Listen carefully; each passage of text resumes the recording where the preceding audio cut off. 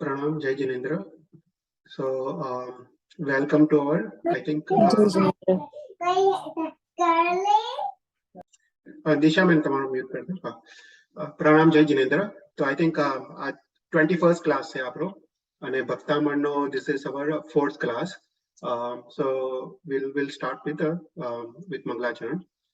नमो हरियंतानम नमो सिद्धानम नमो आयरियानम नमो उवज्जायानम नमो लोहे सव्वसाहोनम ऐसो पंच नमुकारो सव पावपनासनो मंगलानंच सर्वे सिम परमं भवै मंगलम राग द्वेष विजेतारम ज्ञातारम विश्ववस्तुना सक्र पूज्य गिरामेशम तीर्थेशम श्रुतिमानये पन्नगे च सुरेन्द्रे च कौशिके पाद संस्कृति निर्विशेष मनस्काय श्रीवीर स्वामिने नमः.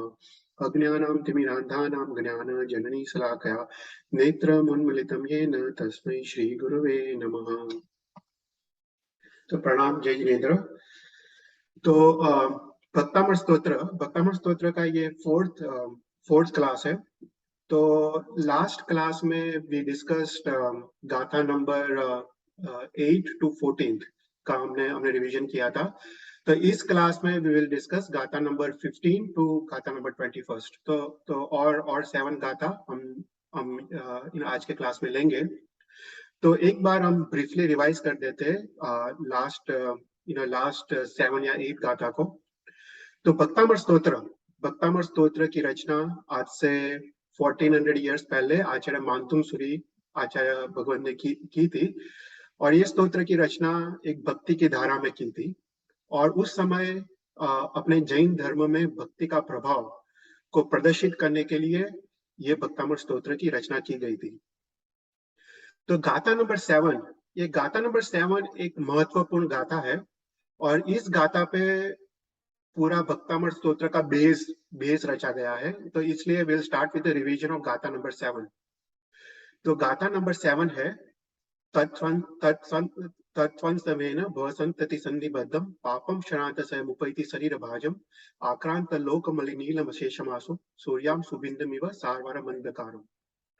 तो ये गाथा नंबर 7 उसमें भगवान की जो भी जीव भावपूर्वक भक्ति करता है, स्तुति स्तवन करता है, तो उसका फल क्या है, तो उसका निर्देश किया गया है.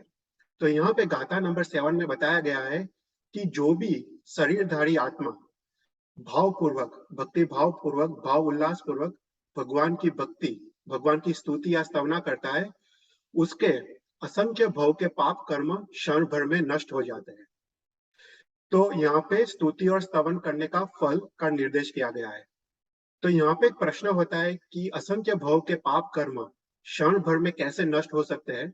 तो उसके जवाब में आचार्य मानतुंग सूरी कहते हैं कि जैसे जो समस्त लोक में कृष्ण पक्ष का भ्रमर जैसा काला अंधकार छाया हुआ हो और उस काले अंधकार को प्रातः काल का सूर्योदय उसको क्षय करता है, नाश करता है, उसी प्रकार से असंख्य भव के पाप कर्म भगवान की स्तुति और स्तवन से क्षण भर में नष्ट हो जाते हैं. तो यहाँ पे भगवान की स्तुति और स्तवन करने का फल बताया गया है. तो ये गाथा नंबर 7 है. उसके बाद हमने गाथा नंबर 8 देखा. गाथा नंबर 8 है मत्वेति नाथ तव संस्तवनम महेद मारभ्यते तनुध्यापि तव प्रभावात् चेतो हरिष्यति सताम नलिनीदलेषु मुक्ता फल द्युति मुपैति ननुद बिंदु. तो गाथा नंबर 8 में कहा गया है कि पिछले गाथा में हमने देखा कि जो भी भगवान की स्तुति स्तवन करता है उसके सभी पाप कर्म क्षण भर में नष्ट हो जाते हैं. तो यहाँ पे गाथा नंबर 8 में कहा गया है कि हे भगवान, मैं आपके स्तुति और स्तवन करने का फल मैं जानता हूँ, इसलिए तनुध्यापी मतलब मंद बुद्धि वाला, सामान्य बुद्धि वाला मैं, इसलिए सामान्य बुद्धि वाला मैं आपकी स्तुति और स्तवन की रचना करने के लिए जा रहा हूँ. और यहाँ पे आचार्य मानतुंग सूरी कह रहे हैं कि जैसे ये जो मैं भक्तामृत स्तोत्र की जो मैं रचना कर रहा हूँ वो सत्पुरुष के मन को हर्षित करेगी. जो सत्पुरुष है, जो जिसके अंदर भक्ति भाव है, वो उनका जो भक्ति भाव को में और वृद्धि करेगी. तो यहाँ पे कहते हैं कि जैसे सामान्य पानी का बिंदु जो कमल के पान पे पड़ता है, तो कमल के पान के प्रभाव से वो मोती जैसा चमकता है। तो उसी प्रकार से मेरे जैसे सामान्य बुद्धि वाले की स्तवन रचना, ये भक्तामृत स्तोत्र की रचना भगवान आपके ही प्रभाव से ये सत्पुरुष के मन को हर्षित करेगी और आनंदित करेगी और उनके भक्ति भाव को वृद्धि करेगी। तो ये था गाथा नंबर 8। उसके बाद गाथा नंबर 9, आस्ताम तवन मस्त समस्त दोषम त्वत्संकतामि जगताम दुरितानि हन्ति दूरे सहस्र किरण कुरुते प्रभैव पद्माकरेषु जलजानि विकास भांजी।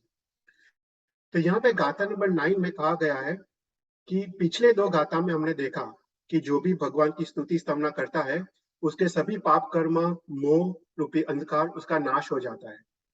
तो यहाँ पे आचार्य मानतुंग सूरी कह रहे हैं कि हे भगवान, मैंने आपकी स्तुति और स्तवन करने का फल तो मैंने जाना है, पर आपकी स्तुति और स्तवन करना दुष्कर है। तो इसलिए आपकी स्तुति या स्तवन तो दूर रहो, पर आपके जीवन की संकतापी मतलब आपके जीवन की जो चारित्र की कथा, इस भव या पर भव की कथा जो भी जीव सुनता है, जो भी जीव इसका पठन करता है, उसके भी समस्त पाप रूपी कर्म नाश हो जाते हैं। तो यहाँ पे आचार्य मानतुंग सूरी ऐसा कह रहे हैं कि भगवान की स्तुति और स्तवन का फल तो अद्भुत है, पर ऐसा उच्च आत्मा का पुरुषार्थ करना एक विरल घटना है। ऐसा कोई विरल आत्मा ही ऐसा आत्मा का उच्च पुरुषार्थ कर सकता है कि भगवान की स्तुति और स्तवन, उसके लिए भक्ति भाव चाहिए, उसके लिए भगवान के प्रति समर्पण भाव चाहिए, और ऐसा उच्च आत्मा का पुरुषार्थ सामान्य जीवों के लिए नहीं होता है।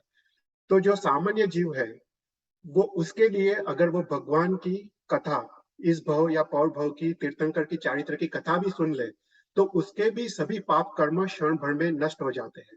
कि जैसे दूरे सहस्त्र किरण कुरुते प्रभैव पद्मा करेशु जलजानि विकास भांजी, कि जैसे हे भगवान, जो सूर्य है, सूर्य तो दूर रहो, तो सूर्य के किरण के मात्र से जो पद्म सरोवर है उसमें जो पद्म कमल है वो खिल जाते हैं या खिल उठते हैं। तो उसी प्रकार यहाँ पे कह रहे हैं, भगवान आपका स्तुति या स्तवन तो दूर रहो, आपके जीवन की चारित्र की कथा मात्र सुनने से ही समस्त पाप कर्म नष्ट हो जाते हैं। तो यहाँ पे ये गाथा में आचार्य मानतुंग सूरी ऐसा कह रहे हैं कि इस पंचम काल में कि भगवान की स्तुति और स्तवन एक अद्भुत आलम्बन है, पर उसके अलावा भगवान के चारित्र की कथा भी एक अद्भुत आलम्बन है जीव के लिए। फिर उसके बाद गाथा नंबर 10, नात्यद्भुतम भुवन भूषण भूतनाथ भूतरि गुण भुवि भवंतम अभिष्टुवंत तुल्या भवंति भवतो ननुतेन किं वा बुद्ध्याश्रितम यह नात्मसमम करोति। तो यहाँ पे ये गाथा में भगवान को 2 विशेषण से संबोधित किया गया है, एक है भुवन भूषण और दूसरा है भूतनाथ। तो भगवान कैसे है? 3 भुवन के आभूषण रूप है। भगवान ने अनंत ज्ञान दर्शन चारित्र को प्रकट किया है, इसलिए वो 3 भुवन के आभूषण रूप है। और दूसरा विशेषण जो यूज किया है वो है भूतनाथ। वो भगवान इस जीव, समस्त जो 14 राजलोक के जो भी जीव है उसके नाथ स्वरूप है। नाथ किसको कहते हैं? जो जीव की रक्षण करता है। भगवान समस्त जीव को मोक्ष मार्ग प्रदान करते हैं, और मोक्ष मार्ग पे जो भी चलता है और उसमें जो भी विघ्न आते हैं वो विघ्नों को भी दूर करते हैं। अर्थात भगवान जीव को दूर गति से उठा के सदगति में स्थापित करते हैं, इसलिए भगवान नाथ है। तो यहाँ पे कह रहे हैं, तो ये गाथा में आचार्य मानतुंग सूरी ये कहना चाहते हैं कि भगवान की स्तुति और स्तवना कैसे करनी चाहिए। तो पिछले गाथा में देखा कि स्तुति और स्तवना का फल क्या है, तो ये गाथा में आचार्य मानतुंग सूरी कह रहे हैं कि ये तुमको भगवान की स्तुति कैसे करनी चाहिए। तो यहाँ पे कह रहे हैं, हे 3 भुवन के आभूषण रूप भगवान, हे हे हे नाथ, भूतैर गुणैर भुवि भवन्तम अभिष्टुवन्तम, अर्थात जो भी आपके जो विद्यमान गुण है वो गुणों को हृदय में धारण करके जो भी आपकी स्तुति स्तवना करता है, तो हे भगवान आप उसको अपने जैसा बना देते हो। तुल्या भवंती भवतो ननुतेन किंवा, मतलब हे भगवान आप ऐसे भगवान हो कि जो भी आपके विद्यमान गुणों को हृदय में स्थापित करके आपकी स्तुति स्तवना करता है, आप उसको अपने जैसा बना देते हो। तो आपके विद्यमान गुणों को हृदय में स्थापित करना अर्थात भगवान के जो गुण है उसमें क्षमा, समता, वितरागता, अनंत केवल ज्ञान दर्शन चारित्र, अनंत आनंद आदि जो भगवान के गुण है उसको हृदय में धारण करके, हृदय में स्थापित करके भगवान की भक्ति करनी चाहिए और भगवान की स्तवना करनी चाहिए। तो उस प्रकार से अगर भगवान की स्तवना करने में आए तो आदिश्वर भगवान उसको अपने जैसा बना देते हैं, अर्थात हमको भी मोक्ष परम पद की प्राप्ति होती है। कि जैसे भूत्या श्रितम यह नात्मम समम करोति, कि जैसे इस संसार में जो सेठ है वो अपने नौकर को पैसा वैभव आदि दे के अपने नौकर को भी अपने जैसा बना देता है, तो भगवान तो तीन भुवन के नाथ है, तो भगवान अपने भक्त को अपने जैसा बना दे उसमें कोई आश्चर्य नहीं है। नात्यद्भुतम मतलब उसमें कोई आश्चर्य नहीं है। तो यहाँ पे 10th गाथा में भगवान की स्तुति स्तवना कैसे की जाए ऐसा उसका वर्णन किया गया है। फिर गाथा नंबर 11, दृष्ट्वा भवंत मनिमेष विलोकनीयम नान्यत तोषमुपयाति जनस्य चक्षु पीत्वा पय ससिकर द्युतिदोद्ध सिंधु शारम जलम जलनिधे रसितुम का इच्छेत। तो ये गाथा में भगवान का दर्शन, अभी तक हमने देखा कि भगवान की स्तुति स्तवना करने का क्या फल है और भगवान की चारित्र की कथा सुनने का क्या फल है। अभी ये गाथा में भगवान का दर्शन का क्या फल है और भगवान का दर्शन कैसे करना चाहिए उसका उल्लेख किया गया है। तो यहाँ पे लिखते हैं कि जो भी जीव भगवान का अनिमेष विलोकनीयम मतलब अनिमेष नयनों से, मतलब स्थिर दृष्टि से, मतलब आंखों के पलकारा के बिना, तो जो भी जीव भगवान के स्थिर दृष्टि से भगवान का दर्शन करता है तो नान्यत्र तोष मुपयाति जनस्य चक्षु, तो ऐसे ऐसे स्थिर दृष्टि से भगवान का दर्शन करता है उसको अन्य और कोई देव देवी देखने की इच्छा नहीं होती है, अन्य और कोई देव देवी का दर्शन करने की इच्छा नहीं होती है। कि जैसे पीत्वा पय ससिकर द्युतिदोद्ध सिंधु शारम जलम जलनिधे रसितुम का इच्छे, कि जैसे चंद्र की कांति वाला जो उज्जवल जो सिरोदधि का जो दूध जैसा पानी है उसको पीने के बाद लवण समुद्र के पानी, खारा पानी पीने की इच्छा कौन रखता है। अर्थात हे भगवान, जो आपको एक बार देख लेता है स्थिर दृष्टि से, वो अन्य देव देवी को देखने की इच्छा वो कैसे रख सकता है। अर्थात भगवान का दर्शन वो क्षीरोदधि के नवण जो पानी है वो पीने के बराबर है और अन्य देव देवी का दर्शन लवण समुद्र के खारे पानी पीने के बराबर है। तो यहाँ पे बेसिकली ऐसा कहा गया है कि भगवान का दर्शन कैसा करना चाहिए, तो कहते हैं भगवान का दर्शन स्थिर दृष्टि से करना चाहिए। तो स्थिर दृष्टि मतलब क्या? स्थिर दृष्टि का अर्थ है उसमें दो चीज है, एक तो भाव उल्लास पूर्वक और एकाग्रता पूर्वक। तो दोनों अगर मिल जाए, अपना भाव उल्लास भी जुड़ जाए और एकाग्रता भी जुड़ जाए, तो उसको बोलते हैं स्थिर दृष्टि से दर्शन करना।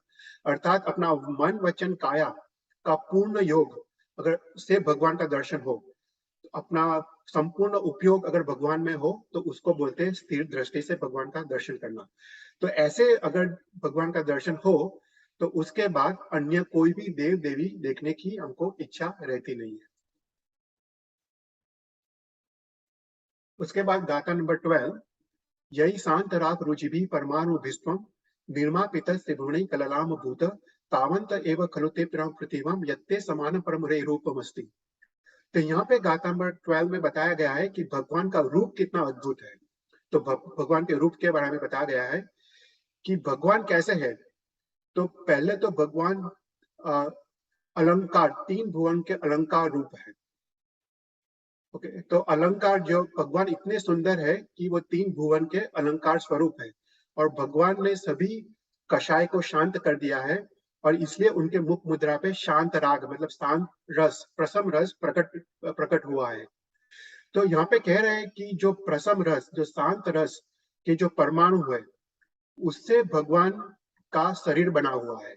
तो ऐसे शांत रस वाले परमाणु से जिसका भगवान का शरीर बना हुआ है, तो ऐसा लगता है कि इस समस्त पृथ्वी पे ऐसे ऐसे पुद्गल, जो शांत रस के पुद्गल उतने ही होंगे, क्योंकि किसी और में ऐसा भगवान जैसा अद्भुत रूप दिखाई नहीं देता है। तो यहाँ पे आचार्य मानतुम सूरी ऐसा कह रहे हैं कि भगवान ने कभी सभी कर्मों का क्षय किया है और उसके कारण भगवान ने केवल ज्ञान प्रकट किया है। पर केवल ज्ञान प्रकट करने से पूर्व 3 भव पूर्व भगवान ने तीर्थंकर नाम कर्म उपार्जित किया है और उन्होंने सभी जीव करु शासन रसी की भावना से ये तीर्थंकर नाम कर्म उपार्जित किया है। और ये तीर्थंकर नाम कर्म के वजह से ये भाव में, तीर्थंकर के भाव में उनका जो शरीर बना है, उनका जो शरीर की रचना बनी है, वो परम औद्गालिक पुद्गल की बनी है। तो भगवान की जो शरीर होता है ना, वो अत्यंत शुद्ध औद्गारिक पुद्गल की बनी होती है। तो यहाँ पे आचार्य महांतुचार्य कह रहा है कि भगवान का रूप इतना सुंदर है, भगवान का शरीर इतना सुंदर है कि ऐसा लगता है कि जो जिस पुद्गलों से, जिस परमाणुओं से, औदारिक परमाणुओं से भगवान का शरीर बना है, वो इस जगत में सिर्फ उतने ही होंगे, क्योंकि और किसी में ऐसा रूप, ऐसा शरीर दिखाई नहीं देता है। राइट, प्रैक्टिकली भी हम सोचे तो भरत क्षेत्र में एक ही टाइम में एक तीर्थंकर होते हैं, ऐरावत क्षेत्र में एक टाइम में एक तीर्थंकर होते हैं, ऐसे महाविद्य क्षेत्र में एक विदय में एक तीर्थंकर होते हैं। तो भगवान का रूप जितना अद्भुत है कि किसी और व्यक्ति में ऐसा रूप हमको दिखाई नहीं देता है। फिर उसका गाथा नंबर 13, वक्त्रम कवते सुर नरोर नेत्रहारी निशेष निर्जित जगत ऋतयोपमानम बिंबम कलम कमलिनम कव निशाकरस्य यद्वा सरे भवति पांडु पलाश कल्पम। तो यहाँ पे गाथा नंबर 13 में भगवान के मुख का वर्णन किया गया है। वक्त्रम मतलब भगवान का मुख। तो भगवान का मुख कितना सुंदर है। पिछले गाथा में हमने देखा कि भगवान का शरीर, भगवान का रूप कितना सुंदर है। यहाँ पे बताया गया है कि भगवान का मुख कितना सुंदर है, कि भगवान का मुख जो सूर असुर, जो आदि जो देवता है, उनके नेत्र को हरण करने वाला है, मतलब उनके मन को प्रसन्न करने वाला है। वो भगवान का मुख देख के वो लोग आनंद से नाच उठते हैं। तो यहाँ पे कहा गया है निशेष निर्जित जगत ऋतयोपमान, मतलब भगवान का मुख इतना सुंदर है कि इस जगत में कोई भी उनको उपमा नहीं दे सकते, मतलब उनका मुख का कंपैरिजन किसी और चीज के साथ नहीं कर सकते, अर्थात सभी उपमाओं को उन्होंने जीत लिया है। तो यहाँ पे कहते हैं बिंबम कलम कमलिनम कव निशा करश्य यद्वा सरे भवति पांडु पलाश कल्पम, कि अगर भगवान की मुख की जो सुंदरता है उसको चंद्र चंद्र के साथ अगर अगर उस चंद्र की उपमा दी जाए तो वो भी उचित नहीं है, क्योंकि चंद्र कैसा है, वो कलंकित है। ओके, उसमें दाग दिखाई देते हैं, और चंद्र मात्र रात को उदय होता है और सुबह को वो फीका पड़ जाता है। वो जो पीले पांडे पांडु पलाश मतलब जो पीले पत्ते होते हैं ना, ऐसा वो फीका फीका दिखाई देता है। तो भगवान का रूप, भगवान का मुख इतना अद्भुत है कि वो सभी उपमाओं को जितना है, उसको चंद्र की भी उपमा उसको दे नहीं सकते। और भगवान को मुख को देख के जो उन्होंने जो सभी कर्म के क्षय से उन्हें जो आत्मा की शुद्धि जो प्रकट की है, और ये शुद्धि के कारण उनके शरीर पे, उनके मुख पे जो जो अभूतपूर्व सुंदरता जो जो प्रकट हुई है, वो अद्भुत है। वो अन्य कोई और व्यक्ति में वो दिखाई नहीं देती है। और ये लास्ट गाथा हमने लास्ट टाइम देखी थी, वो है संपूर्ण मंडल शशांक कला कलाप शुभ्रा गुणा त्रिभुवनम तब लंघयंती ये संश्रिता श्री जगदीश्वर नाथमेकम कस्ता निवारयति संचरतो यथेष्टम। तो ये गाथा में कह रहे हैं कि जो भगवान के गुणों का वर्णन किया गया है, तो भगवान के गुण कैसे है, संपूर्ण मंडल शशांक कला कलाप, मतलब चंद्र जैसे उज्जवल और निर्मल तुम्हारे गुण है। और ये गुण समस्त 3 भुवन में, समस्त 14 राजलोक में व्याप्त हो गए हैं। शुभ्रा गुणा से गुणम तबलंगयंती, मतलब ये गुण सर्वव्यापी बने हैं। सर्वव्यापी बने मतलब जगत के सभी जीव ये जो भगवान के गुण है, वो गुणों का कीर्तन करते हैं, वो गुणों की भक्ति करते हैं, और वो गुणों का सहारा लेके वो परम पद की प्राप्ति करते हैं। तो कहते हैं ये संश्रिता श्री जगदीश्वर नाथ मेकम कष्टा निवारयति संचरतो यदिष्टम, मतलब जो गुण ने आपका आश्रय लिया हो, संश्रिता मतलब आपका आश्रय लिया हो, आपके जैसा असमर्थ, आपके जैसा अद्वितीय सामर्थ्य के स्वामी का अगर आश्रय लिया हो, तो वो गुण जगत में सर्वव्यापी होने से कौन रोक सकता है। यहाँ पे ऐसा ऐसा रहस्य ये गाथा में कि जो जो भी हमको समस्त 14 राजलोक में जो भी हमको गुण दिखाई देते हैं, जो भी अच्छा दिखाई देता है, जो भी शुभ दिखाई देता है, वो तीर्थंकर परमात्मा का ही कृपा है। तो ये गुण जो तीर्थंकर परमात्मा का आश्रय लिया हो, वो गुण जगत में सर्वव्यापी बने हैं। तो हमने लास्ट टाइम यहाँ तक देखा था। अभी ये क्लास में हम गाथा नंबर 15 से स्टार्ट करते हैं। ओके, तो गाथा नंबर 15 है चित्रम किमत्र यदि ते त्रिदशांगनाभि निर्तम मनागपि मनोन विकार मार्गम कल्पांत काल मरुता चलिता चलेन किम मंदरा दृशिकरम चलितम कदाचित। तो ये गाथा में त्रिदसंग नाभि मतलब देवांगना, ओके, मनादपि मनोन विकार मार्गम मतलब देवांगनाओं भगवान के मन में लेश मात्र भी विकार उत्पन्न नहीं कर सकती है। मतलब देवांगनाओं को देख के भगवान के मन में लेश मात्र भी, क्षण मात्र भी कोई भी विकार उत्पन्न नहीं होता है। और चित्र मतलब आश्चर्य। तो यहाँ पे ऐसा कहा गया है कि हे भगवान, जो देवांगना है, जो देवांगना आपके दर्शन के लिए आती है, वो देवांगना काफी श्रृंगार आदि आदि से सज के आती है। और वो देवांगनाओं को देख के भी भगवान के मन में लेश मात्र भी विकार उत्पन्न नहीं होता है, और इसमें कोई भी आश्चर्य की बात नहीं है। क्योंकि कल्पांत काल मनुता चलिता चलेना किम मंदरा दृशिकरम चलितम कदाचित, कि जैसे कल्पांत काल में, कल्पांत काल मतलब ये युग के अंत में, ये युग के अंत में जब महाभयानक वायु चलता है, ओके, तब सभी पर्वतों का क्षोभ होता है। मतलब सभी पर्वत वो चलायमान होते हैं एक्सेप्ट फॉर मेरू पर्वत।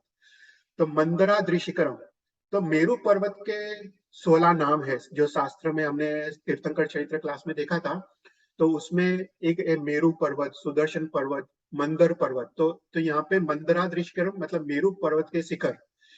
तो यहाँ पे कहा गया है कि कल्पांत काल में जब महाभयानक वायु चलता है तो वो मेरू पर्वत के शिखर को चलित नहीं कर सकता है, उसको शोक या कंपायमान नहीं कर सकता है। तो तो यहाँ पे ऐसा कहा गया है कि जैसे कल्पांत काल में जब महाभयानक वायु चलता है तो आदि पर्वतों का दूसरे पर्वतों का क्षोभ होता है, दूसरे पर्वत कंपित होते हैं या चलित होते हैं, पर मेरू पर्वत चलित नहीं होता है। उसी प्रकार से जो देवांगना है, तो देवांगनाओं को देख के आदि जो देव है उनके मन में विकार उत्पन्न होता है, पर हे भगवान, हे ऋषभदेव भगवान, आपके मन में लेश मात्र भी विकार उत्पन्न नहीं होता है। तो यहाँ पे आचार्य मानतुंग सूरी कह रहे हैं कि हे आदिश्वर भगवान, आप निर्विकारी हो। जब देवांगना आपके दर्शन के लिए आती है, आनंद में आके वो विविध श्रृंगार आदि करती है और विविध नृत्य करती है, तो वो देख के दूसरे देवों के मन में विकार उत्पन्न होता है, पर भगवान ऋषभदेव आपके मन में लेश मात्र भी विकार उत्पन्न नहीं होता है। तो यहाँ पे ये गाथा का रहस्य ऐसा है कि भगवान को यहाँ पे मेरू पर्वत की उपमा दी गई है। तो भगवान कैसे है? मेरू पर्वत के जैसे धीर है। हमने संसार दावा में देखा, हम पहले गाथा में हम बोलते हैं संसार दावा नदाहनीरम समूह अधुली हरणे समीरम माया रसारा रसारसीरम नमामि वीरम गिरिसार धीरम। तो नमामि वीरम गिरिसार धीरम मतलब ये हरिभद्र श्री महाराज ने संसार दावा में भगवान वीर को मेरू पर्वत की उपमा दी है। कहते हैं कि भगवान वीर कैसे है? मेरू पर्वत जैसे धीर है। उसी प्रकार से यहाँ पे आचार्य मानतुंग सूरी ने आदिश्वर भगवान को मेरू पर्वत की जैसे धीर की उपमा दी है। तो ये गाथा में एक भक्त जीवों के लिए, जो भगवान की भक्ति करते हैं, उसके लिए यहाँ पे एक बोध वचन है। तो यहाँ पे ऐसा कहा गया है कि जो भी जीव जो पर स्त्री, पर नारी से उसका मन अगर वासित हो, उसमें वो अगर रचा पचा हो, तो वो भगवान की यथार्थ रूप से भक्ति नहीं कर सकता। तो भगवान के जो गुण है, वो भगवान के गुण को मन और हृदय में वो धारण या स्थिर नहीं कर सकता है।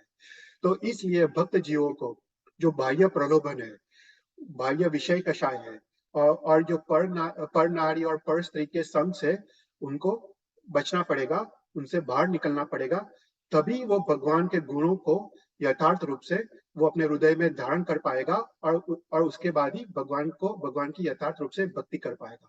तो यहाँ पे ये बोध वचन ये गाथा में छुपा हुआ है कि भगवान की भक्ति हमको कैसे करनी चाहिए।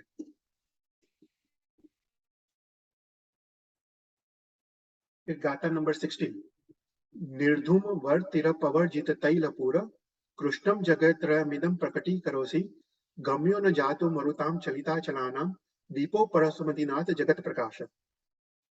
तो यहाँ पे हमने पिछले गाथा में देखा कि भगवान को चंद्र की उपमा देना उचित नहीं है। भगवान ने सभी उपमाओं को जीत लिया है। तो यहाँ पे आचार्य मानतुंग सूरी कह रहे हैं कि भगवान को जो लौकिक दीपक है, जो अपना जो दीपक है, जो लौकिक दीपक, उसकी भी उपमा नहीं दे सकते। तो यहाँ पे भगवान को लोकोत्तर दीपक की उपमा दी गई है। तो जो लौकिक दीपक है, वो लौकिक दीपक कैसा है कि उसमें तो पहले उसमें वाट चाहिए और उसके बाद हमको तेल या घी उसमें पूरना पड़ता है, तभी वो प्रकट होता है, तभी वो प्रकाश देता है। और वो प्रकाश देने के बाद भी वो धुआं देता है, राइट। तो वो लौकिक दिया है। तो यहाँ पे भगवान को लोकोत्तर दीपक की उपमा दी है। तो यहाँ पे कह रहे हैं निर्धूम वर्जित पवर्जित तैल पूर। तो भगवान कैसे है, भगवान का केवल ज्ञान कैसा है? तो निर्धूम वर्जित मतलब भगवान द्वेष रूपी धुमाड़े से रहित है। पवर्जित तैल पूर्ण, उसके बाद भगवान को राग रूपी वाट नहीं है और काम या मोह रूपी तेल का पूरण नहीं है। तो भगवान को यहाँ पे लोकोत्तर दीपक की उपमा दी है। तो यहाँ पे ऐसा कहना चाहते हैं कि भगवान राग द्वेष और मोह से रहित है। जो लौकिक दीपक है उसमें वो लौकिक दीपक कैसा है? तो बोलते कृष्णम जगत जगत्रयमीनम प्रकटी करोसी। तो जो लौकिक दीपक है वो जहाँ पे रखा गया है वो उसी एरिया, उसी क्षेत्र को प्रकाशित करता है। पर भगवान तो लोकोत्तर दीपक है। तो भगवान कैसे है? तो बोलते समस्त 14 राजलोक को, समस्त सद्रव्यात्मक जो 14 राजलोक है, जो पंचास्तिकात्मक 14 राजलोक है, उसको केवल ज्ञान रूपी प्रकाश से प्रकाशित करने वाले। फिर कहते हैं गम्यो न जातु मरुता चलिता चलाना। तो जो लौकिक दीपक है, जो लौकिक दीपक वो छोटा सा भी हवा का वो आता है, पवन आता है तो वो बुझ जाता है। तो भगवान कैसे है कि इस युग के अंत में जो महाभयानक जो वायु आता है, जो पवन आता है, उसमें भी भगवान चलित नहीं होते। अर्थात यहाँ पे ये कहना चाहते हैं कि महापरिषद और महा उपसर्गों के बीच भी भगवान चलित नहीं होते। या दूसरा अर्थ ऐसा है कि जो मरुता आदि देव है वो भी भगवान का प्रभाव नहीं कर सकते, भगवान को चलित नहीं कर सकते। और दीपो परस्मैनाथ जगत प्रकाश, अर्थात जग में प्रसिद्ध केवल ज्ञान रूपी जो प्रकाश है वो समस्त 14 राजलोक को वो प्रकाशित करते हैं। तो यहाँ पे ये गाथा का रहस्य ऐसा है कि आ, कि जो लौकिक दीपक है, लौकिक दीपक को वाट की जरूरत पड़ती है और उसके बाद उसमें तेल का पूरना पड़ता है और तभी वो प्रकाश देता है। और वो जो प्रकाश देता है वो भी परिमित क्षेत्र में, छोटे क्षेत्र में ही प्रकाश देता है। और वो पवन आता है तो वो उसमें बुझ जाता है। पर भगवान का केवल ज्ञान रूपी प्रकाश वो स्वयं प्रकाशित है। मतलब जो लौकिक दीपक है उसमें बाह्य निमित्तों की जरूरत पड़ती है उसको प्रकाशित करने के लिए, पर भगवान का केवल ज्ञान रूपी प्रकाश स्वयं प्रकाशित है, मतलब उसको बाह्य निमित्तों की कोई अपेक्षा नहीं है। और वो प्रकाश निरंतर है और प्रकाश शाश्वत है। और जो जो भगवान का जो केवल ज्ञान रूपी प्रकाश है वो सभी सभी प्रकार से राग द्वेष और मोह रूपी विकारों से रहित है। और महाभयंकर उपसर्गों और परिशों के बीच भी भगवान चलायमान नहीं होते। भगवान भगवान स्थिर और भगवान का केवल ज्ञान रूपी प्रकाश वो प्रकाशित रहता है। तो यहाँ पे जो जो सामान्य जीव है उसको लौकिक दीपक की उपमा दी गई है और भगवान को लोकोत्तर दीपक की उपमा दी गई है। जो अपने जैसे सामान्य जीव है और हमको हमारा जो ज्ञान है उसको बाह्य निमित्तों की अपेक्षा रहती है, हमको शास्त्र अभ्यास आदि बाह्य निमित्तों की अपेक्षा रहती है। जो भगवान का ज्ञान है वो अपने आत्मा से प्रकट हुआ है, कर्मों के क्षय की वजह से प्रकट हुआ है, तो उसमें कोई भी बाह्य निमित्तों की अपेक्षा नहीं है। उसके बाद जो बाह्य जो परिसह आते हैं उसमें हम दीन और दुखी हो जाते हैं। पर भगवान कैसे है? भगवान महाभयंकर परिसह और उपसर्गों के भी बीच में भी भगवान चलित नहीं होते हैं। और जो लौकिक दीपक है वो परिमित क्षेत्र को प्रकाशित करता है, पर भगवान समस्त 14 राजलोक को अपने केवल ज्ञान रूपी प्रकाश से प्रकाशित करता है। राइट। हमने जैसे लोकस में देखा लोकस उजोगरे, तो लोकस उजोगरे का अर्थ ये है भगवान समस्त 14 राजलोक को अपने केवल ज्ञान रूपी प्रकाश से प्रकाशित करते हैं। तो यही अर्थ में ये 16वीं गाथा पे यहाँ पे डिस्क्रिप्शन किया गया है। तो कोई भी क्वेश्चन हो तो आप पूछ सकते हो बीच में। फिर उसके बाद 17th गाथा, नास्तम कदाचिदुपयासी न राहु गम्य स्पष्टी करोसी सहसा युगपज्य कंति नाम्भो धरो धर निरुद्ध महाप्रभावा सूर्यातिशाही महिमाशी मुनिंद्र लोके। तो ये गाथा में हमने पिछले गाथा में देखा कि भगवान को चंद्र की उपमा नहीं दे सकते, तो यहाँ पे आचार्य मानतुंग सूरी कह रहे हैं कि भगवान को सूर्य की भी उपमा नहीं दे सकते, राइट। चंद्र की तो उपमा नहीं दे सकते, पर यहाँ पे कहते हैं कि सूर्य की भी उपमा नहीं दे सकते। तो नास्तम कदाचित उपयाशी, मतलब कदाचित मतलब कभी भी, नास्तम मतलब न अस्त होने वाला, मतलब भगवान का केवल ज्ञान कैसा है, कभी भी अस्त नहीं होने वाला। न राहु गम्य, मतलब वो राहु से वो राहु के ग्रहण से रहित है, मतलब राहु भगवान के केवल ज्ञान को ग्रहित नहीं कर सकता है। स्पष्टीकरोसी सहसा युग पंचतंती, सहसा मतलब तत्काल, एक ही क्षण में।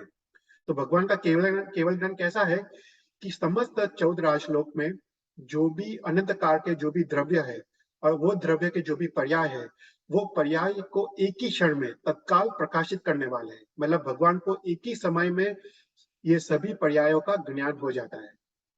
नाम्भो धरो निरुद्ध महाप्रभाव, तो उसमें जो जो सूर्य है, जो नाम्भोधर मतलब मेघ के जो घने बादल है, वो सूर्य के प्रकाश को ढंग देते हैं, मतलब सूर्य का प्रकाश कम हो जाता है। पर भगवान कैसे है, भगवान का जो केवल ज्ञान रूपी प्रकाश है, वो बाहर के जो अष्ट कर्म रूपी जो आवरण है, जो बादल है, वो भी भगवान के केवल ज्ञान रूपी प्रकाश को वो कम नहीं कर सकते हैं। तो सूर्यातिशाई महिमा सी मुनिंद्र लोके, मतलब सूर्य से भी अधिक महिमा वाले भगवान है।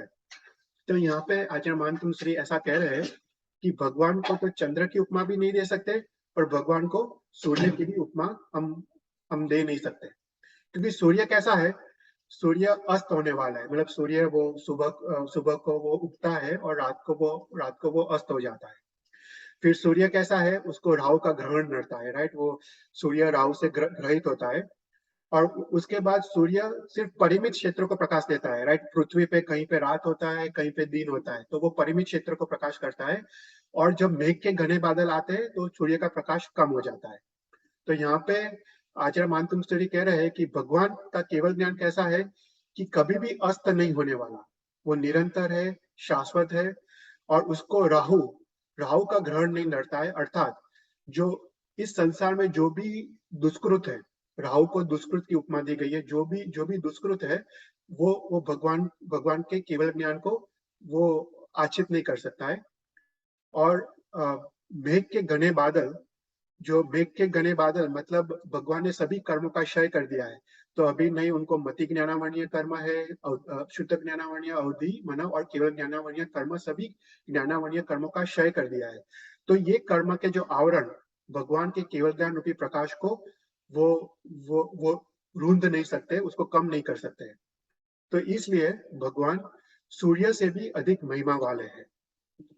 तो यहाँ पे एक ये गाथा में एक अद्भुत रहस्य छुपा हुआ है कि ये जब भक्तामृत स्तोत्र की जब रचना हुई, तो हमने पहले क्लास में देखा था कि उस समय जो मयूर भट्ट जो ब्राह्मण थे, उसने सूर्य देव की उपासना की थी, और सूर्य देव की उपासना से सूर्य देव को प्रसन्न करके उन्होंने अपना क्रोध रोग उन्होंने मिटाया था। तो यहाँ पे आचार्य मानतुंग सूर्य गर्भित रूप से कह रहे हैं कि हे भगवान, कि सबको कह रहे हैं कि सूर्य देव की उपासना से ज्यादा उचित हरियंत देव की उपासना है, क्योंकि सूर्य की शक्ति, सूर्य का प्रभाव मर्यादित है, पर हरियंत का प्रभाव वो अचिंत्य है। तो यहाँ पे आचार्य मानतुंग से कह रहे हैं कि सूर्य देव की उपासना से ज्यादा हमको भगवान जिनेन्द्र हरियंत भगवान की, ऋषभ देव की हमको उपासना करना ज्यादा उचित है। फिर दूसरा ये गाथा में ऐसा रहस्य छुपा हुआ है कि अपने आत्मा को सूर्य की उपमा दी गई है कि अपने आत्मा कैसा है कि सूर्य जैसा है, कि सूर्य जैसे सुबह को उदय होता है, रात को अस्त होता है, उसी प्रकार अपना आत्मा इस भव चक्र में जन्म मरण आदि करता है, मतलब एक शरीर को धारण करता है, वो शरीर मर जाता है, फिर दूसरे शरीर को ग्रहण करता है। तो जैसे सूर्य उगता है और वो अस्त होता है, उसी प्रकार अपना आत्मा भी उगता है, एक शरीर को धारण करता है, और दूसरे शरीर को फिर दूसरे भव में वो वापस धारण करता है। फिर उसके बाद जो अपना आत्मा है, उसको राहु रूपी दुष्कृत नड़ते हैं, मतलब जो भी राग द्वेष अहंकार जो है वो हमको नड़ते हैं। और जो सूर्य है, जैसे मेघ के घने बादल सूर्य के प्रकाश को कम कर देते हैं, उसी प्रकार अपने आत्मा को भी जो कर्म के आवरण है, जो 5 ज्ञानावरणीय कर्म के जो आवरण है वो हमारे ज्ञान को वो अवरोध करते हैं। तो इसका उपाय क्या? तो इसका उपाय अंतिम लाइन में लिखा गया है, सूर्यातिशायी महिमासी मुनिंद्र लोके। तो यहाँ पे आचार्य मानतुंग सूरी ने मुनिंद्र शब्द का उपयोग किया है। तो भगवान को मुनिंद्र की उपमा दी गई है। तो हमको एक एक गर्भित स्वर में कह रहे हैं कि तुमको जीवन में मुनिंद्र बनना है। तो हमने देखा था मुनिंद्र का अर्थ क्या। तो मुनिंद्र शब्द मुनि शब्द से बना है। मुनि शब्द मौन शब्द से बना है। जो मुनि का ईश्वर हो उसको मुनिंद्र कहते हैं। अर्थात जो भी मन वचन काया का मौन धारण करे, मन वचन काया की गुप्ती का पालन करे, तो उससे हमको जीवन में हम परम पद की प्राप्ति कर सकते हैं। तो मन वचन काया का शुभ योग, तो उसका अर्थ है मन वचन काया की गुप्ती। तो जैसे काया का शुभ योग मतलब हमको काया को प्रभु की भक्ति, प्रभु की पूजा में, सामयिक प्रतिक्रमण आदि शुभ कार्यों में हमको काया का उपयोग करना चाहिए। काया को शुभ योग में जोड़ना चाहिए। उसी प्रकार वचन योग में वचन का शुभ योग मतलब भगवान की भक्ति, स्तुति, स्तवना आदि करके वचन को शुभ योग में जोड़ना चाहिए। और मन का शुभ योग मतलब मन को हमको विकार रहित, राग द्वेष अहंकार रहित, और हमको मन को धर्म ध्यान या शुभ ध्यान में हमको रखना चाहिए। तो ये करने से हमको परम पद की प्राप्ति हो सकती है। कोई क्वेश्चन तो पूछना। फिर गाथा नंबर 18, नित्योदयम दलित मोह महांधकारम गम्यम न राहु वदनश्य नवारिदानम विभ्राजते तव मुखाब्ज मनल्प कांति विद्योत जगत पूर्व शशांक बिंब। तो हमने पिछली गाथा में हमने देखा कि भगवान को तो चंद्र की उपमा नहीं दे सकते, भगवान को सूर्य की उपमा नहीं दे सकते। तो ये गाथा में आचार्य मानतुंग से ही कह रहा है कि ठीक है, भगवान को चंद्र या सूर्य की उपमा तो नहीं दे सकते, पर भगवान को किसी कोई उपमा तो देनी पड़ेगी। तो यहाँ पे भगवान को कह रहे हैं कि भगवान को लौकिक चंद्र की तो उपमा नहीं दे सकते, पर उसको लोकोत्तर चंद्र, जो अलौकिक चंद्र की उपमा दी गई है। तो यहाँ पे कहते हैं कि भगवान का मुख की कांति कैसी है। तो बोलते हैं विभ्राजते तव मुखाब्ज मनल्प कांति। तव मतलब तुम्हारा, मुखाब्ज मतलब मुख रूपी कमल या मुख रूपी जो मंडन, मतलब भगवान का मुख कैसा है। तो बोलते हैं तव मुखाब्ज मनल्प कांति, मतलब अत्यंत कांतिमान है। ओके, तो यहाँ पे भगवान का जो केवल ज्ञान है, केवल ज्ञान रूपी प्रकाश है, उसका वर्णन किया गया है।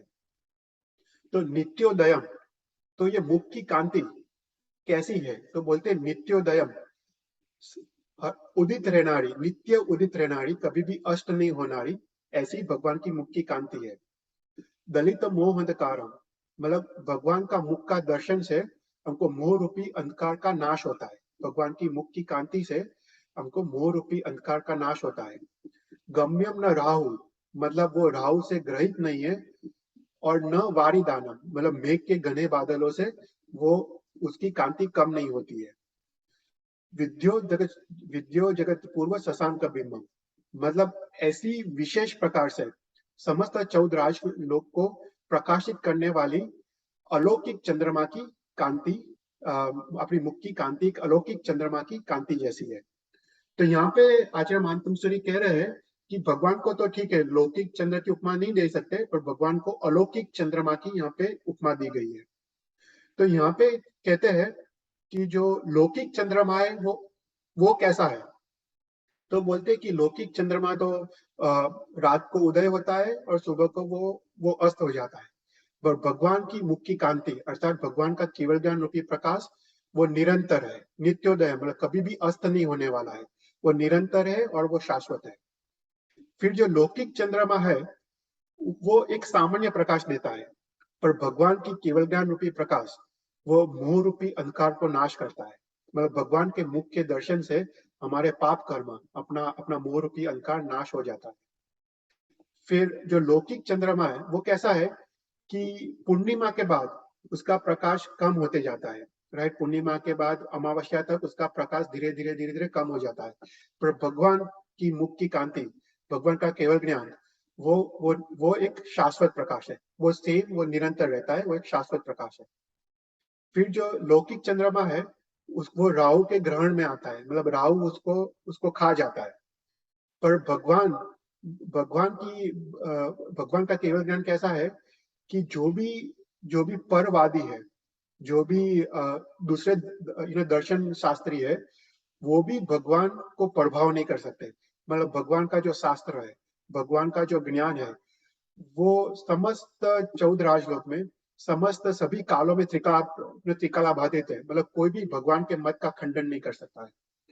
और न वारिदानम, मतलब जो लौकिक चंद्रमा है वो वो बादलों से उसका प्रकाश कम हो जाता है, पर भगवान ने सभी अष्ट कर्म को क्षय कर दिया है। अभी कोई भी कर्म के आवरण उनके केवल ज्ञान की प्रकाश को उसको कम नहीं कर सकता है।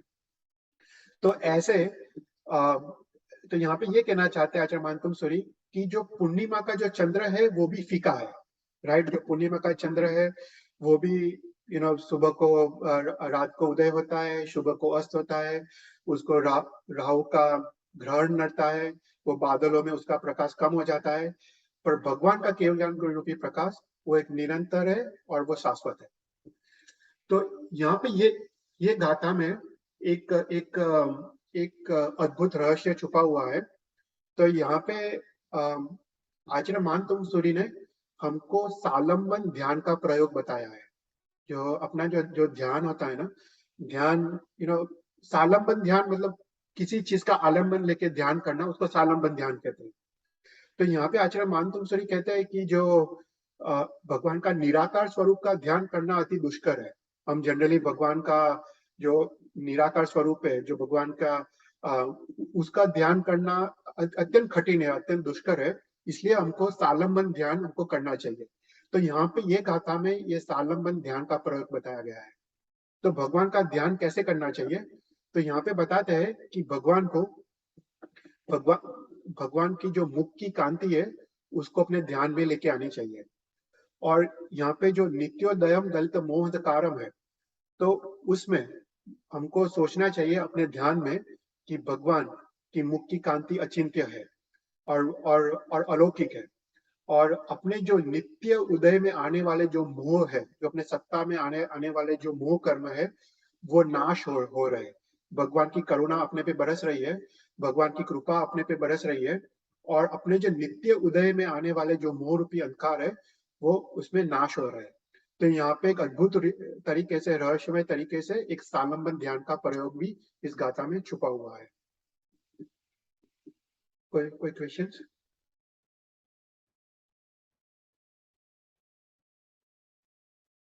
फिर गाथा नंबर 19। किम सर्वऋषु शशिनाहनि विवस्वतावा युष्मन् मुखेन्दु दलितेषु तमस्तु नाथ निष्पन्नशाली वनशालिनि जीवलोके कार्य किय जलभरे जलभार नम्रे। तो यहाँ पे एक अद्भुत गाथा है, गाथा नंबर 19। तो उसमें उसमें कहते हैं कि युष्मन् मुखेन्दु दलितेषु तमस्तु नाथ, कि हे भगवान, पिछली गाथा में हमने देखा कि आपके मुख के दर्शन से समस्त पाप कर्म, समस्त मोह रूपी अंधकार नाश हो जाता है। युष्मन मुखेन्दु दलितेषु तमस्तु नाथ, मतलब हे भगवान, आपके मुख के दर्शन से समस्त पाप, समस्त मोह रूपी अंधकार नाश हो जाता है। हमने देखा पिछले गाथा में सालंबन ध्यान से हम मोह रूपी अंधकार को नाश कर सकते हैं।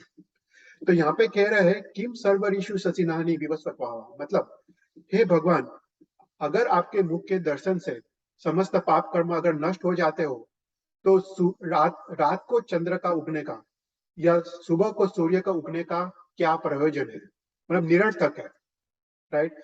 तो यहाँ पे एक अद्भुत बात कर रहे हैं आचार्य मानतुंग सूरी। यहाँ पे कह रहे हैं कि हे भगवान, आपके मुख के दर्शन से ही अगर समस्त पाप कर्म नष्ट हो जाते हैं, तो रात को चंद्र का उगने का और सुबह को सूर्य का उगने का निरर्थक है, निष्प्रयोजन है और निष्फल है। कि जैसे निष्पन्न साली वनशालिनी जीवलोके कार्य किए जल धरे जलभार नम्रे, मतलब निष्पन्न साली वनशालिनी जीवलोके, मतलब जो जो खेतर है, खेतर में जो धान्य है, वो धान्य अगर पक गए हो, राइट, उसको हार्वेस्ट करने का समय आ गया हो, तो फिर कार्य किया जल धरे जलभार नम्रे, तो फिर मेघ, जल से भरे हुए मेघ के बादल का क्या प्रयोजन। राइट। अगर खेत में, राइट, अपने खेत में अगर धान्य पूरे फसल अगर पक गई हो, तो उसके बाद अगर बारिश गिरे तो बारिश निरर्थक है, उसका कोई प्रयोजन नहीं है, मात्र वो कादव कीचड़ करती है, राइट। उससे उससे फसल को कोई भी फायदा नहीं होता है। उसी प्रकार अगर भगवान आपका आपका मुख देखने से ही अगर मेरे सभी पाप कर्म नष्ट हो जाते हैं, तो फिर सूर्य और चंद्र का उगने का भी निरर्थक है, राइट। तो यहाँ पे ऐसा बताया गया है कि कि कि जैसे जो अपने जो सूर्य और चंद्र है, वो सिर्फ द्रव्य अंधकार को दूर करते हैं, पर भाव अंधकार को वो दूर नहीं कर पाते। पर भगवान का मुख का दर्शन अपना भाव अंधकार जो जो राग द्वेष मोह है उसको उसको दूर करता है। तो यहाँ पे आचार्य मानतुंग सूरी निश्चय से ऐसा कहना चाहते हैं कि अगर अपने अंदर ज्ञान रूपी फसल, अपने आत्मा में ज्ञान रूपी फसल अगर पक गई हो, अगर ज्ञान रूपी प्रकाश, ज्ञान रूपी फसल अगर तैयार हो गई हो, तो हमको बाह्य निमित्तों की कोई आवश्यकता नहीं है, राइट। तो सूर्य और चंद्र की कोई आवश्यकता नहीं है, मतलब अगर अपने आत्मा में ज्ञान रूपी फसल तैयार हो गई हो, तो उसके बाद हमको बाह्य निमित्तों की कोई अपेक्षा नहीं रहती, बाह्य निमित्तों की कोई कोई आशा की जरूरत नहीं है, बाह्य निमित्तों की कोई बेसिकली जरूरत नहीं है। तो यहाँ पे आचार्य मानतुंग सूरी ऐसा कहना चाहते हैं कि हमको बाहिर्मुख दशा से अंतर्मुख दशा हमको प्रकट करनी चाहिए। अभी हम कैसे, हम बाहिर्मुख है, हम धन वैभव, उसके बाद पद प्रतिष्ठा, उसमें उसमें हम रचे पचे रहते हैं। तो आचार्य मानतुंग सूरी कह रहे हैं कि तुमको अपने अपने जो पांच इंद्रिय है, पांच इंद्रिय अभी अभी बाह्य की तरफ दृष्टि है, वो पांच इंद्रियों को सीमित करके अंदर की तरफ दृष्टि करके तुमको अंतर बाह्य से अंतरदशा की तरफ तुमको तुमको प्रवेश करना चाहिए, और उसके बाद तुमको कोई भी बाह्य निमित्तों की तुमको जरूरत रहेगी नहीं। तो ऐसा निश्चय दृष्टि से ऐसा इसका अर्थ निकलता है, ये गाथा था। कोई क्वेश्चंस? फिर गाथा नंबर 20। ज्ञानम यथा त्वयि विभाति कृतावकाशम नैवं तथा हरिहरादिषु नायकेषु तेजस पुनर्मणिषु याति यथा महत्वम नैवं तु काच सकले किरणाकुलेपि। तो ये भी एक अद्भुत गाथा है। तो कृतावकाशम, कृतावकाशम का अर्थ है कि इस समस्त जो 14 राजलोक में समस्त भूत भविष्य और वर्तमान काल में जो भी द्रव्य है, अनंत द्रव्य, उसके जो अनंत गुण है और उसके जो अनंत पर्याय है, उसका जो ज्ञान, उसको उसका ज्ञान त्वयि विभाति, मतलब हे भगवान, वो आप में सोपता है। ऐसा अनंत पुद्गल, अनंत पर्याय का ज्ञान हे भगवान वो आप में सोपता है, ऐसा ज्ञान नैवम तथा हरिहरादिषु नायकेषु। तो इस प्रकार का ज्ञान जो हरिहरादिक देव है, जो अन्य देव है, जो ब्रह्मा विष्णु महेश या जो लौकिक देव है, गणेश जैसे, ऐसा ज्ञान उसमें सोपता नहीं है। तो यहाँ पे आचार्य मानतुंग श्री डायरेक्ट डायरेक्ट कह रहे हैं कि जो भी अन्य अन्य देव है उसमें ऐसा ज्ञान नहीं है, जो भगवान का जो केवल ज्ञान है ऐसा ज्ञान अन्य देवों में नहीं है। तो यहाँ पे कह रहे हैं तेजस पुनर मनीषु याति यथा महत्वम नैवम तु काच सकले किरणा कुले। तेजस पुनर मनीषु याति यथा महत्वम, कि जो देदीप्यमान जो मणि है, राइट, जो मणि जैसे पद्मराग, इंद्रनील, अंक रत्न, स्फटिक रत्न, जो आदि जो मणि है, वो मणि का जो प्रकाश है, वो प्रकाश का प्रभाव है, वो प्रकाश का महत्व है। पर जो कांच का टुकड़ा है, नैवम तो कांच सकले किरणा कुलेपी, मतलब जो कांच है, वो कांच का जो प्रकाश है, वो उसका कोई भी महत्व नहीं है, उसका कोई भी प्रभाव नहीं है। उसी प्रकार हे भगवान, जो समस्त 14 राजलोक का अनंत पर्याय का ज्ञान जो आप में है, वो आप में वो सोपता है, ऐसा ज्ञान अन्य देवों में सोपता नहीं है, ऐसा ज्ञान अन्य देवों में है नहीं। तो यहाँ पे आचार्य मानतुंग श्री ऐसा कह रहे हैं कि जो भगवान का जो ज्ञान है, वो भगवान ने जो हमको द्वादशांगी दी है, वो द्वादशांगी में कहीं भी विरोधाभास नहीं है। कोई भी अन्य मत, कोई भी अन्य धर्म, कोई भी अन्य दर्शन भगवान का खंडन नहीं कर सकते। भगवान का ज्ञान अप्रतिहत है, मतलब अखंडित है और त्रिकला बाधित है, मतलब कोई भी देश काल में भगवान का मत का खंडन नहीं हो सकता है। तो भगवान का ज्ञान पूर्ण है और अन्य देवों का जो ज्ञान है वो उनके शास्त्रों में विरोधाभास आता है। अगर तुम दूसरे शास्त्र ले लो, वेद शास्त्र ले लो, बौद्ध शास्त्र ले लो, वो सब जगह उसमें उसमें तुमको विरोध दिखेगा। तो दूसरे देवों का ज्ञान अपूर्ण है, भगवान का ज्ञान पूर्ण है।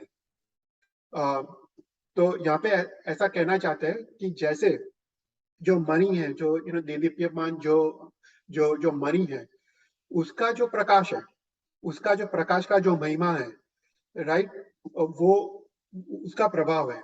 पर कांच के टुकड़े का कोई प्रभाव नहीं है, क्योंकि कांच का टुकड़ा कैसा है कि उसको सूर्य की अपेक्षा रहती है, राइट। सूर्य का अगर प्रकाश पड़े तभी वो कांच का टुकड़ा वो प्रकाश देता है। उसी प्रकार जो देदीप्यमान मणि है वो स्वयं प्रकाशित है, उसको बाह्य प्रकाश की अपेक्षा नहीं रहती है।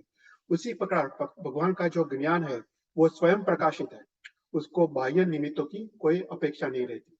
तो यहाँ पे ऐसा कहते हैं कि भगवान का ज्ञान देदीप्यमान मणि जैसा है और अन्य देव देवियों का ज्ञान कांच के टुकड़े के बराबर है। कोई क्वेश्चंस? अद्भुत अद्भुत बात की है यहाँ पे। गाथा नंबर 21। मन्ये वरम हरिहरादय एव दृष्टा दृष्टेषु येषु हृदयं त्वयि तोषमेति किं विकसितेन भवता भुवि येन नान्य कस्मिन् मनोहरति नाथ भवान्तरेपि। तो यहाँ पे भी काफी अद्भुत बात की है।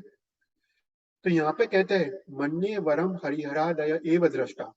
तो हे भगवान, पहले मैंने दूसरे हरिहरादिक देव को देखा, राइट। पहले मैंने ब्रह्मा विष्णु महेश आदि को देखा, आदि को पहचाना, वो अच्छा हुआ। मन्ये वरम हरिहरा देव एव दृष्टा, मतलब पहले मैंने जो भी अन्य देव देवी को देखा वो अच्छा हुआ। फिर बोलते हैं दृष्टेषु येषु हृदयं त्वयि तोषमेति। फिर हे भगवान, पहले मैंने अन्य देव देवी को देखा, फिर मैंने आपको देखा। तो जब मैंने अनंत गुण के स्थान रूप वितराग परमात्मा, मैंने जब आपको देखा तब मेरे मन में एक संतोष पैदा हुआ, एक हृदय में एक संतोष पैदा हुआ। तो बोलते हैं कि आपको देखने का क्या फल। पहले मैंने अन्य देवों को देखा, फिर मैंने आपको देखा, तो आपको देखने का क्या फल। तो यहाँ पे कहते हैं किम विकसितेन भवता भुवि येन नान्य कस्मिन् मनोहरति नाथ भवान्तरेपि। कि हे भगवान, अभी जब मैंने आपको देखा तब किम विकसितेन भवता भुवि येन नान्य।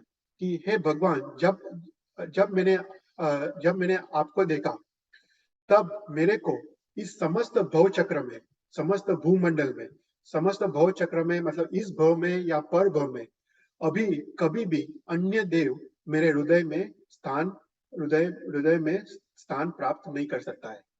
तो यहाँ पे एक अद्भुत बात की है कि बोलते हैं कि हे भगवान, पहले मैंने अन्य देवों को देखा, राइट। तो पहले मैंने ब्रह्मा विष्णु महेश आदि देवों को देखा। तो आदि देव कैसे हैं? राग वाले हैं, राइट।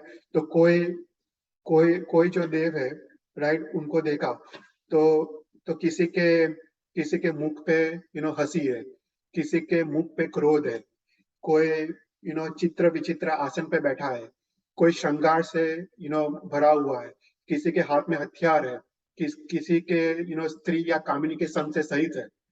फिर हे भगवान, मैंने आपको देखा तो आप तो योग मुद्रा में हो, आपके मुख पे प्रसन्न रस अर्थात वितरागता झलक रही है। तो हे भगवान, जब मैंने आपको देखा तब उसके बाद मेरे को ये लाभ हुआ कि अभी पूरे भव चक्र में जब तक मेरा मोक्ष नहीं हो तब तक, तो समस्त भव चक्र में अभी कोई और अन्य देव मेरे हृदय में स्थान प्राप्त नहीं कर सकता है। देखो यहाँ पे आचार्य मानकुम सूरी की भक्ति की यहाँ पे बात आती है कि उनकी भक्ति कैसी होगी, उनके भगवान के प्रति प्रेम कैसा होगा, भगवान के प्रति समर्पण भाव कैसा होगा, और भगवान के जो गुण है उनको हृदय में उन्होंने किस हद तक उन्होंने स्थापित किया होगा कि उनके आत्मा दर्पण में भगवान ऐसे स्थिर हो गए हैं कि अन्य कोई देव समस्त भव चक्र में स्थान नहीं प्राप्त कर सकता है। अभी ऐसा कौन बोल सकता है, राइट। तो यहाँ पे शास्त्र में कहा गया है कि जिसने साइक संकेत प्राप्त किया गया हो, मतलब सेवंत गुणस्थानक, वो ही ऐसा बोल सकता है। अभी यहाँ से पता चलता है कि आचार्य मानतुंग को 7th गुण स्थानक प्राप्त किया हो, अप्रमत्त दशा उन्होंने प्राप्त की होगी, तभी तभी कोई ऐसी गगनचुंबी गर्जना कर सकता है, ऐसी सिंह गर्जना तभी कर सकता है कि जब तक मेरा मोक्ष नहीं हो, कोई अन्य देव देवी मेरे मन में आएगा नहीं। ऐसा ऐसा कौन कह सकता है कि जिसने शायिक सम्यक्त्व को प्राप्त किया हो। तो यहाँ से पता चलता है ये गाथा से कि आचार्य मानतुंग प्राय वो 7th गुण स्थानक में होंगे और उन्होंने शायिक सम्यक दर्शन की प्राप्ति की होगी। तो ऐसा अद्भुत भक्ति भाव अगर अपने जीवन में आए तो हमको भी, हमारा भी मोक्ष निकट हो सकता है। तो हमको ऐसी भगवान के प्रति ऐसी भक्ति भाव, ऐसी श्रद्धा हमको प्रकट करनी है। तो यहाँ पे हम ये 7 गाथा का अर्थ हमने देखा। अभी हम थोड़े छोटी सी स्टोरीज है जो हम थोड़े देखेंगे। हम ये जो स्टोरी से जो कथा है वो हमने देखा था कि जो आचार्य गुण रत्न सूरी है, आज से 700 साल पहले, 800 साल पहले उन्होंने ये सभी पद्य पे, सभी गाथा पे ये कथा कथा लिखी गई है और ये सत्य कथा है। तो गाथा नंबर 16 और 17 पे एक कथा है, तो हम वो देखते हैं। तो गाथा नंबर 16 और 17, तो संगरपुर नाम का एक नगर था और वहां पे संगरपुर नाम के नगर में संगर नाम का राजा राज्य करता था। वो जैन धर्म के प्रति श्रद्धावान था और सद्गुणी और न्यायी था। वह पराक्रमी था और वो युद्धों में उसने जीत और जय हासिल किया गया था। उनका केली प्रिय नाम का एक पुत्र था और उसका मन धर्म में लगता नहीं था और इसी कारण वो अनेक प्रकार का पाप करता था। वो पुण्य पाप स्वर्ग नरक आदि को वो मानता नहीं था। एक बार वो अपने मित्रों के साथ वन में शिकार करने के लिए गया। वहां पर धर्मदेवाचार्य नाम के जैन आचार्य को उन्होंने देखा। संगर राजा उनको अपना अपना गुरु मानते थे और अनेक बार वहां पे उनको दर्शन करने के लिए और उनका उपदेश सुनने के लिए आते थे। तो जब आचार्य भगवान ने राजकुमार को देखा शिकार पर आते हुए, तब वो राजकुमार के पास गए और उन्होंने कहा, हे राजकुमार, प्राणी की हत्या, मदिरा सेवन, चोरी और परस्त्री गमन वो महापाप है। तू जितना सत्संग में रहेगा उतना ही सज्जन पुरुषों के साथ तू वार्तालाप करेगा और उतना ही तेरे को फायदा होगा। जो मूर्ख मनुष्य अत्यंत कष्ट से मिला हुआ मनुष्य भव मिलने के बाद धर्म नहीं करता है, वो मां मुश्किल से मिला हुआ चिंतामणि रत्न प्रमाद से वो गुमा देता है। राजकुमार ने कहा, हे मुनि, आत्मा जैसी कोई चीज नहीं है, तो फिर पुण्य पाप नरक स्वर्ग आदि संभव नहीं है। इसलिए मैं मानता हूं कि आप जैसे लोगों को चेतने के लिए ये धर्म नाम का षड्यंत्र तुम करते हो। राजकुमार की इस प्रकार का जवाब सुनकर आचार्य भगवान को लगा कि ये जीव दुर्लभ बोधि है, इसलिए उन्होंने उपदेश देना कोई अर्थ नहीं है, ऐसा सोचा। उसके बाद थोड़े दिन के पश्चात आचार्य भगवान ने भक्तामृत स्तोत्र की गाथा नंबर 16 और 17 पद्य का स्मरण किया और उसके स्मरण से चक्रेश्वरी देवी प्रसन्न हुई और आचार्य भगवान ने चक्रेश्वरी देवी को पूछा कि मुझे ये राजकुमार को धर्म पे प्रतिबोध करना है, इसका क्या उपाय है। तो चक्रेश्वरी देव ने कहा, इसको नरक के दुख के बारे में बताओ तो वो उसका प्रतिबोध होगा। फिर देवी ने अपनी देवी शक्ति से राजकुमार को निद्राधीन कर दिया और नरक के दुख और उसकी वेदना को राजकुमार पे स्वप्नावस्था में संचारित किया। राजकुमार स्वप्न में ही परमाधामियों की वेदना को देख रहा था। कोई मनुष्य को काट रहा था, कोई गर्म तेल में उबल रहा था, कोई मरने की आजिजी कर रहा था। राजकुमार ने ये दृश्य अपने अपने स्वप्न में देखा और वो भयभीत होकर वो उठ गया। वो दूसरे दिन गुरुदेव के पास गया और उन्होंने कहा, एक गुरुदेव, मुझे धर्म का स्वरूप समझाओ। गुरुदेव ने उसको धर्म का स्वरूप समझाया और राजकुमार ने श्रावक के 12 व्रत अंगीकार किए और उत्तम धर्म की आराधना कर उसने मनुष्य भाव सार्थक किया। तो ये था गाथा नंबर 16 और 17 पे स्टोरी। फिर उसके बाद है गाथा नंबर 19 पे 19 पे एक स्टोरी है। तो विशाला नाम की एक नगरी थी, उसमें लक्ष्मणा नाम का एक परोपकारी श्रीमंत रहता था। वह जैन धर्म दृढ़ श्रद्धावान था और उसके गुरु रामचंद्र सूरी के पास भक्तामृत स्तोत्र का उसने पाठ लिया था। वह नित्य नियमित ये स्तोत्र श्रद्धा से वो पाठ करता था। एक दिन रात्रि को शुद्ध वस्त्र पहन के एकाग्र होकर भक्तामृत स्तोत्र की 19वीं गाथा का वो स्मरण कर रहा था। तब चक्रेश्वरी देवी प्रसन्न हुई और लक्ष्मणा को एक चंद्रकांत मणि उसको उसको दिया और कहा, जब अंधकार हो तब यह पद्य 19 जो पद्य का स्मरण करके ये मणि को हवा में उछालना, तब पूर्णिमा के चंद्र जैसा प्रकाश खिल उठेगा और पूरे चारों ओर निर्मल प्रकाश फैलेगा। फिर से यह मणि आपके पास अपनी स्व स्थिति में आ जाएगी। तुम्हारे इतना कहकर चक्रेश्वरी देवी अदृश्य हो गई। एक दिन मारवा प्रांत के राजा महधीर अपने शत्रु राजा को जीतने के लिए वो वो निकल पड़े अपनी सेना के साथ। तो रास्ते में एक घाट जंगल आया और वहां पे रात हो गई थी। तो सैन्य को आगे बढ़ने का लगभग शक्य नहीं था। तब राजा चिंता में आ गए और वो सोचने लगे कि अभी आगे कैसे बढ़े। तब लक्ष्मण सेठ जो राजा के साथ ही चल रहे थे, लक्ष्मण सेठ ने कहा कि जो आपकी इच्छा हो तो यहाँ पर मैं पूर्णिमा का चंद्र जैसा प्रकाश में दिखाऊं और उससे चारों ओर प्रकाश फैल जाएगा और आपका सैन्य आगे बढ़ पाएगा। राजा ने कहा, जो तुम ऐसा करो तो मैं आपका उपकार में कभी नहीं भूलूंगा और आपको आपका मनोवांछित में पूर्ण करूंगा। लक्ष्मण ने 19वीं पद्य भक्तामृत स्तोत्र की 19वीं पद्य का स्मरण किया और यह मणि उसने हवा में फेंका और पूर्णिमा के चंद्र जैसा प्रकाश फैल गया। उनका सैन्य आगे बढ़ा और शत्रु की राजधानी उन्होंने जीत ली। शत्रु राजा को जीवित पकड़ के वो अपने राजधानी में वापस लेके आए। राजा ने लक्ष्मण सेठ को धन देकर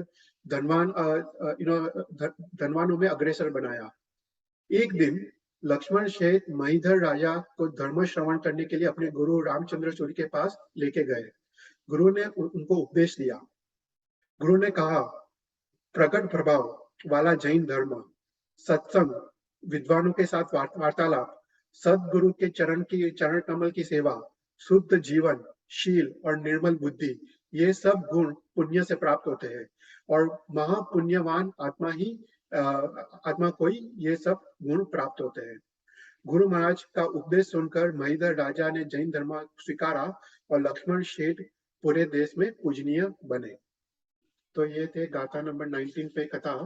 और फिर लास्ट गाथा नंबर 20 पे कथा है। तो नागपुर नगर में महीपति नाम का राजा राज्य करता था। उनका सोमदेव नाम का विद्वान पुरोहित था और एक बार नगर में विजय सेन सूरी नाम के जैनाचार्य पधारे। वह आचार्य भगवंत रोज रात्रि को भक्तामृत स्तोत्र का पाठ करते थे और 20वीं गाथा का विशिष्ट चिंतन करते थे।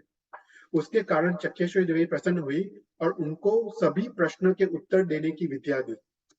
एक दिन राजसभा में महीपति राजा ने राजसभा में बैठे हुए राजपुरोहित और अन्य ज्योतिषियों को प्रश्न किया कि मेरे रानी में जो गर्भ है उसका जन्म कब होगा, वो पुत्र का जन्म होगा या पुत्री का जन्म होगा, और मेरे राज्य में ऐसी कोई विशिष्ट घटना कब बनेगी। राजा का प्रश्न सुनकर राजपुरोहित और दूसरे ज्योतिष मौन हो गए। किसी को भी राजा के प्रश्न देने की हिम्मत नहीं हुई। इसलिए राजा ने नगर में विराजमान श्री आचार्य विजय सेन सूरी को सम्मान पूर्वक राज्य में बुलाया। राजा ने उनका वंदन किया और आचार्य विजय सेन सूरी ने कहा, हे राजन सुनो, कल तुम्हारी रानी 3 नेत्र वाले पुत्र को जन्म देगी और उसके बाद 12वें दिन में आपका जो हाथी है उसका मरण होगा। उसके बाद आपका जो पुत्र है वो पराक्रमी होगा और संपत्तिवान होगा। यह उत्तर सुनकर सभी ब्राह्मण पंडित हंसने लगे। दूसरे दिन सूर्य जी के वचन अनुसार राजा के वहां 3 नेत्रों वाला पुत्र का जन्म हुआ और उसके बाद 12 दिन के बाद उनका हाथी का मरण हुआ। 13वें दिन को राजा ने सूर्य जी को बुलाया और सुंदर शब्दों द्वारा उनकी स्तुति की।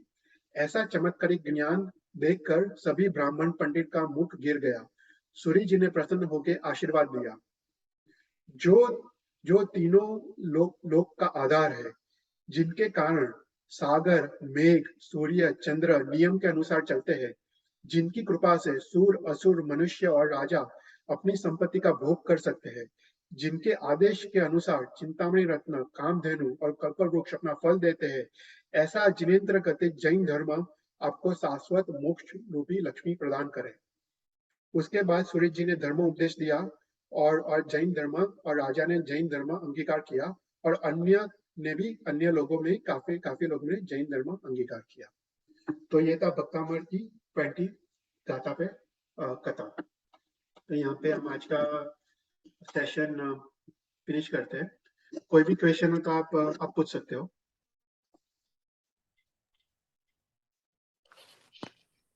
ભક્તામૃત સ્તોત્ર આપણે રાત્રે બોલી શકાય? હા, ઓકે, रात्रे बोली सकाय। આપણે ઘણી આપણે છે ને लास्ट टाइम हमने थोड़ी कथा ली थी, उसमें वो कथा में हमने देखा था कि रात्रि को भी लोग भक्तामृत स्तोत्र का जाप पद्य पाठन किया था। तो ये रात को भी कर सकते हैं, पर क्या है कि भक्तामृत स्तोत्र वो प्रभात की प्रार्थना है, राइट। तो ऐसा कहा गया है शास्त्र में कि वो सूर्योदय के पहले उसको गिनना चाहिए, मतलब ब्रह्म मुहूर्त में उसको गिनना चाहिए, तब वो मैक्सिमम फल देती है।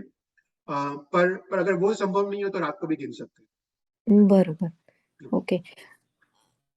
અને જે 18મા શ્લોકમાં ધ્યાન ની વાત, એ કયું ધ્યાન? देखिए, આપણે ધ્યાનના ઘણા પ્રકારો હોય છે। ध्यान के काफी प्रकार होते हैं। हम कभी ना ध्यान के बारे में बात करेंगे कि ध्यान कैसे करना चाहिए। तो ध्यान में कैसा है कि जनरली कोई चीज का आलम्बन लेते हैं, राइट। अपना मन ऐसा है ना कि आलम्बन के बिना अपना मन स्थिर नहीं होता है बेसिकली। तो ध्यान में कोई ना कोई चीज का आलम्बन लेते हैं। तो जैसे फॉर एग्जाम्पल हम कोई भी एक पद का आलम्बन ले सकते हैं। तो अपने में ना जैसे तित्तयरा में पश्यन्तु, वो एक योग सूत्र का पद है, तो उसका ध्यान अद्भुत है। तो वो उसकी भी ध्यान साधना शास्त्र में दी गई है। तो उसमें ना कैसा है कि जैसे तित्तयरा में पश्यन्तु, तो उसका हमको ध्यान करना है। तो उसमें क्या करते हैं, उसमें डिफरेंट चरण होते हैं।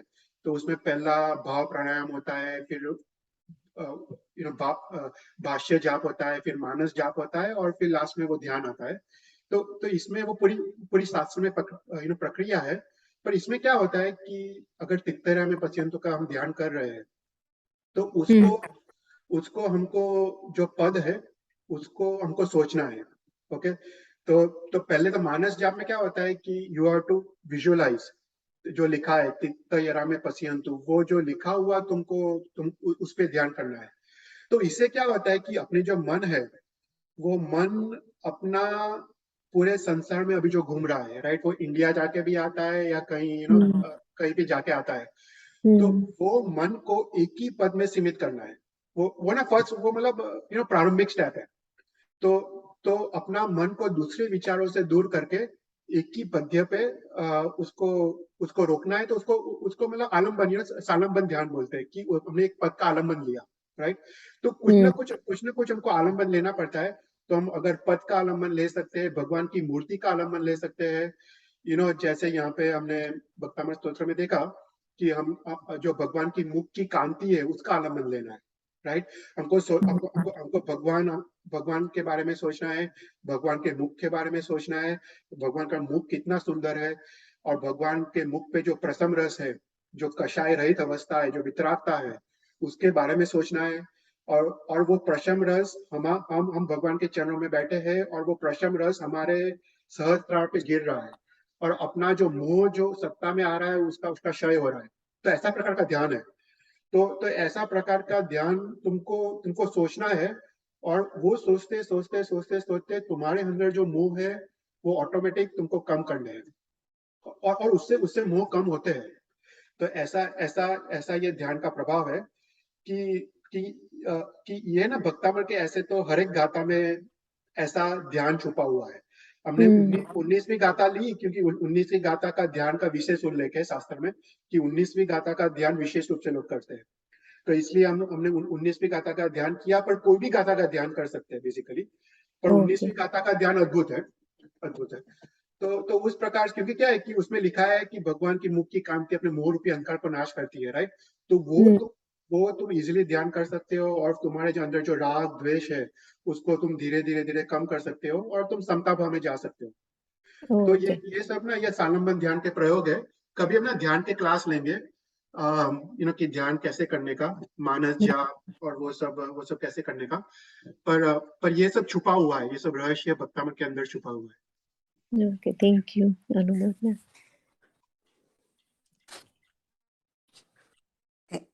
થેન્ક યુ, ખૂબ ખૂબ અનુમોદના. ओके, तो कोई क्वेश्चंस ना हो तो आप मंगलाचरण कर लिए। नमो हरियंतानम, नमो सिद्धानम, नमो आयर्यानम, नमो वज्जायनम, नमो लोय सवसावरम, ऐसो पंच नमकार सव पावप्रासनो मुल्लांच सवसिन प्रवि मंगलम जिनाग्ना विरुद्ध बोलायो तो मिच्छा। Thank you everyone. ભાઈ थैंक यू। जय जिनेन्द्र, थैंक यू। जय जिनेन्द्र।